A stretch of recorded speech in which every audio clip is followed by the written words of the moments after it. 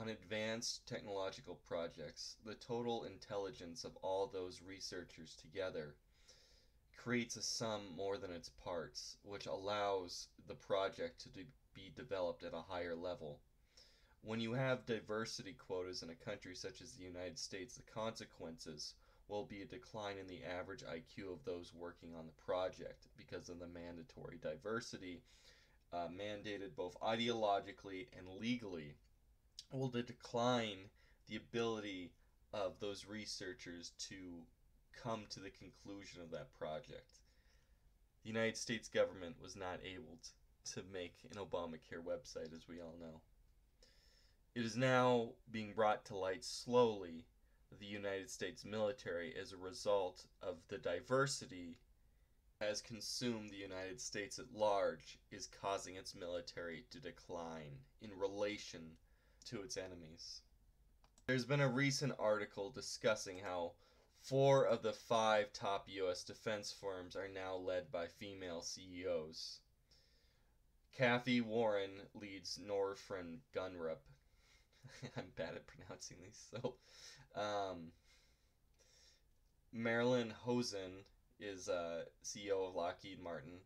Phoebe Novak is CEO of General Dynamics, and Leanne Carrot is CEO of Boeing Defense, Space, and Security. Of course, having female combat troops was imposed top-down as well. It's kind of interesting to see that the defense firms themselves are actually more inclined than the government, which legally mandates it, to forcing diversity upon itself. A little interesting, and I wonder how much of a consequence the inability of the United States to develop weapon systems in comparison to Russia, especially in relation to how much is spent by the United States in Russia. So people will point to Russia and China and say that they're spending less than the United States, but one has to remember that Russia is like 40% the size of the United States. So if you're talking about how much is being total spent in Russia, you got to keep that in mind as well to begin with. But Russia spends considerably less developing its defense industry than the United States does.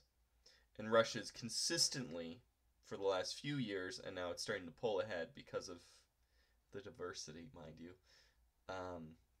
has been able to develop defense systems which are equal to the United States. And now they're becoming, across the board, better than the United States and cheaper. So everybody knows about the colossal spending failure, technological failure, how many years it's been in development, and how it's too big to fail about the F-35. Well, the F-35 is so much more expensive than the Russian equivalent. And sure, the F-35 is more stealthy. This jack of all trades is ending up slow, can't really be a combat dogfighter. Sure, it's more stealthy, but stealth is extremely expensive to maintain. Stealth limits your missile capability that you can launch. It limits your offensive capability because you can't have missiles on the wings of the craft. You can only have internal weapons for stealth. So stealth is very limiting. I'm not going to say stealth is worthless. Stealth is very good as a first strike weapon. The B-2 is an incredible first strike nuclear weapon. But when you think about, I know it was 20 years ago, but Serbia was so devastated internationally. Its military had shrunk so much, but Serbia was able to shoot down the first stealth aircraft. I mean, they had to figure out what was going on to detect it on their radar.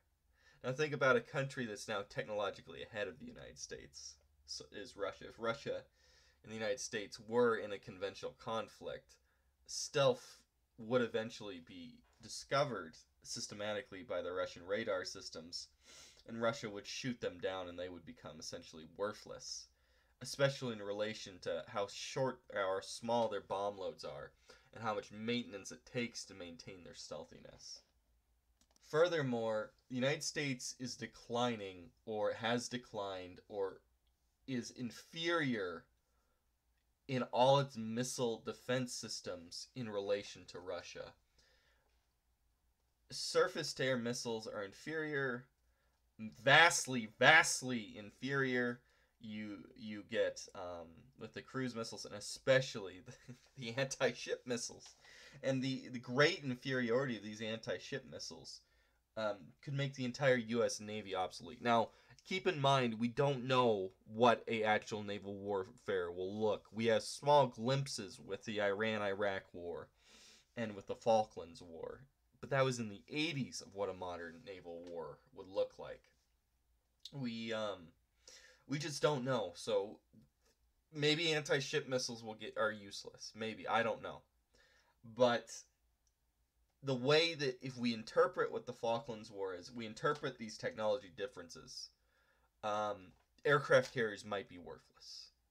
If aircraft carriers are worthless because of anti-ship missiles and the vast superiority in range and payload and how many can be carried on a ship by the Russian Navy, despite how much smaller the Russian Navy is, the U.S. Navy is actually a grossly inferior force. Furthermore, most importantly, because of this kind of hive mind IQ decline of the United States due to diversity that is not apparent in Russia, Russia has maintained its defense industry because it's not been affected by diversity. It's not imported Africans and Mexicans and put them ahead of quotas of the native whites, which are on average much more intelligent, right? And imported Asians, which on average are much more intelligent too. Russia doesn't do that. Russia just uses Russians, and Russia has an education system. At least during the Soviet days, I don't know currently if it's superior. The Soviet education system was much superior than the American education system in the Cold War. But Russia's education system, even if it is inferior now, will continue to improve as the U.S. education system declines, because the U.S. education system is calling hard sciences, sexist. The U.S. liberal arts system is complete decline, right? Will not allow the biology to be recognized in human biodiversity. This is spreading into the hard sciences and declining the entire university system. And as the quotas to make women and minorities, non-Asian minorities, mind you, and non-Brahmin minorities with the Indians, into it, within the sciences, the United States college system is focusing on group work. And group work is where you have dumber people piggybacking to get degrees. And when you have a lot of these people that are dumber piggybacking to get these degrees, these STEM degrees are going to become worthless. And when you're going to have this inertia to where all these STEM degrees are becoming worthless, and these defense firms are going to have quota systems, racial quota systems, and as the racial minorities get bigger and their focus on women gets bigger and bigger in STEM, the total intelligence and the ability of these defense firms to achieve higher weapon development in comparison to Russia and coming China. China's slower off than Russia because Russia had the same head start the United States has.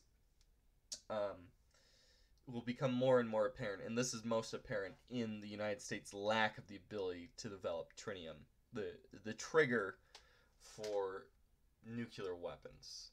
At this point in the 2030s, according to publicly released data, the entire nuclear defense force will be worthless. If the United States would cease to become a superpower because of its own diversity. The United States is slowly denuclearizing itself due to brain drain.